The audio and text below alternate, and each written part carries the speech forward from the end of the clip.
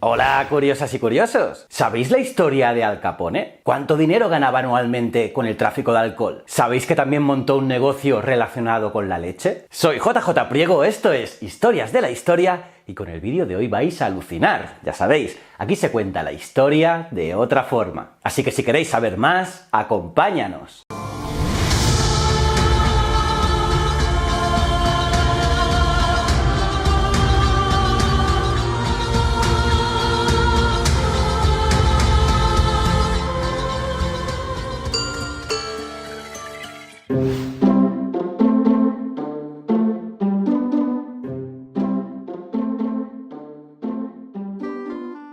Hijo de padres napolitanos pobres, Gabriele y Teresina Capone, emigrados a Estados Unidos durante la última década del siglo XIX, Alphonse Gabriel Capone, Al Capone, nació el 17 de enero de 1899 en Nueva York y tenía 7 hermanos. Tras ser expulsado del colegio con 14 años por pegar a un profesor, se dedicó a varios trabajos, hasta que conoció a Johnny Torrio, un célebre capo neoyorquino que se convertirá en su mentor. Torrio estaba realizando una operación de números y apuestas cerca de la casa de Capone, cuando Capone comenzó a hacer pequeños recados para él. Aunque Torrio se fue de Brooklyn a Chicago en 1909, los dos siguieron en contacto. Al principio, Capone se mantuvo con un empleo legítimo, trabajando en una fábrica de municiones y como cortador de papel. Eso sí, pasó algún tiempo entre las pandillas callejeras de Brooklyn, pero eso sí, aparte de rasguños ocasionales, sus actividades de pandillas fueron en su mayoría sin incidentes. Pero en 1917, Torrio presentó a Capone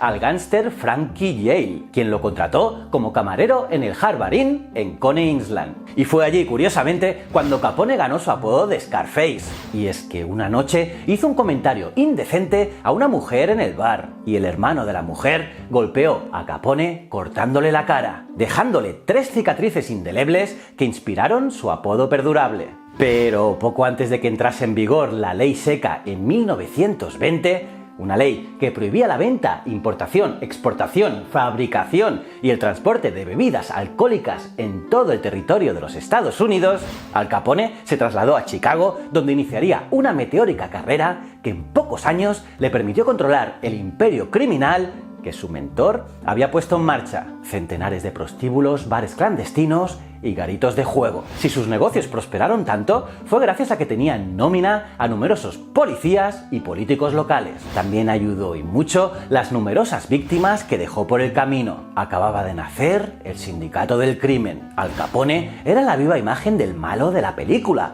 un personaje que no se privaba de nada y que no tenía escrúpulos, pero también la imagen del triunfador americano, la del hombre hecho a sí mismo. Al Capone era un personaje complejo, ya que suscitaba miedo y envidia en igual medida, despiadado con sus rivales y sensible para los asuntos familiares. Un auténtico mafioso, aunque, curiosamente, según sus tarjetas de visita, se presentaba como vendedor de antigüedades. Pero claro, también era un mafioso que ordenaba la matanza de San Valentín en 1929, en la que ordenó el asesinato de 7 rivales. Pero también era un hombre de negocios preocupado por su comunidad que en 1930, durante la Gran Depresión, abrió unos comedores sociales que alimentaban gratuitamente a 3.500 personas cada día. Y en esa época, algunos incluso lo consideraban una especie de Robin Hood.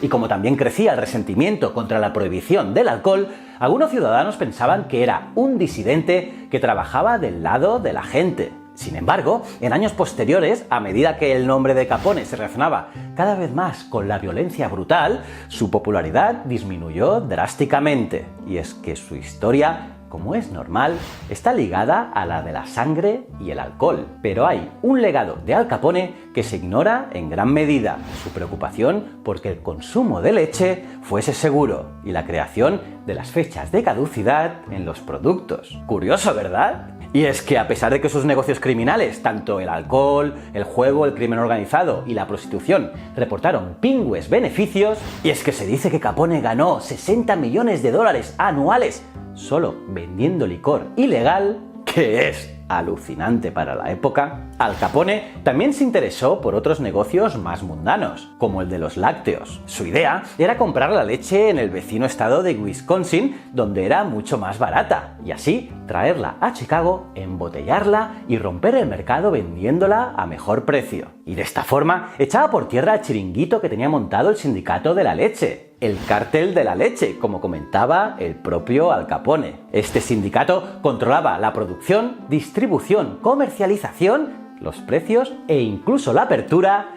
de nuevos establecimientos. Pues bien, resulta que el sindicato bloqueó las partidas de leche de Al Capone. Y Al Capone hizo, claro está, de Al Capone. Secuestró al presidente sindical y pidió un rescate de $50.000 que pagó el sindicato. Y con este dinero compró Meadowmore, una embotelladora de Chicago. Y en 1932, unos meses antes de que entrase en prisión, ya tenía legalizado su negocio de la leche. Por cierto, curiosamente, Al Capone nunca fue acusado de su extorsión, sino que fue llevado ante la justicia por evasión de los impuestos de la renta. Pues bien, estando en prisión, circunstancia que no le impedía seguir controlando los negocios, se enteró de que una sobrina enfermó por consumir leche en mal estado. Así que Capone presionó al Consejo Municipal de Chicago, y cuando Al Capone presionaba, era sinónimo de éxito. Lo hizo para que aprobasen una ordenanza que obligase a etiquetar la leche con la fecha de caducidad. Y dicho y hecho, y hasta hoy en día. Algunos quisieron ver en esta nueva normativa algo más que un acto de filantropía, porque casualmente parece ser que también tenía el monopolio de las máquinas etiquetadoras. Y de Al Capone, claro está, nos podemos pensar cualquier cosa. Pues bien, como os decía, Al Capone acabó en prisión, ya que fue declarado culpable de delito fiscal y enviado a prisión por 11 años. Capone pasó los primeros 2 años de su encarcelamiento en una prisión federal de Atlanta. Sin embargo, después de que lo atraparan sobornando a los guardias,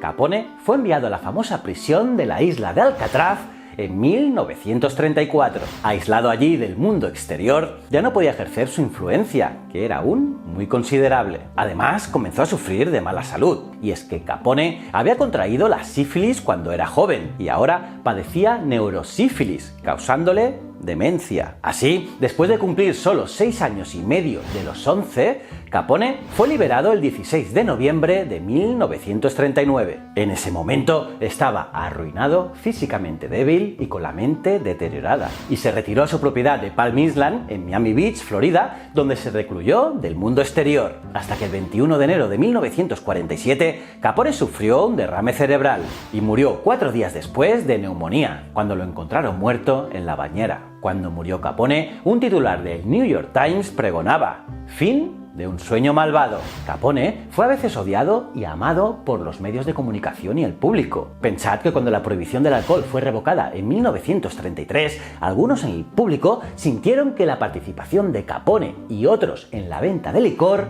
había sido reivindicada. Pero Capone fue un gángster despiadado, responsable de asesinar u ordenar los asesinatos de decenas de personas. Y sus actos de violencia despreciables permanecen en el centro de su legado. La imagen de Capone como un asesino a sangre fría y el mafioso por excelencia ha vivido mucho más allá de su muerte, en muchas películas y libros inspirados en su vida, como el gángster más famoso de la historia de los Estados Unidos. ¿Cómo os habéis quedado, curiosas y curiosos? ¿Qué os ha parecido esta historia? ¿Conocíais estos detalles de Al Capone? Me lo podéis poner en vuestros comentarios, los leo todos. Y aparte de darle like al vídeo, suscribiros y campanita, os recomiendo estos 2 vídeos. En uno os hablo del gángster de la antigua Roma, y en este os hablo de Jesse James y Billy el Niño. Son alucinantes. También me podéis seguir en Ciencias de la Ciencia e Easy Promos TV. Y recuerda, el conocimiento es un requisito esencial para la supervivencia. Muchísimas gracias.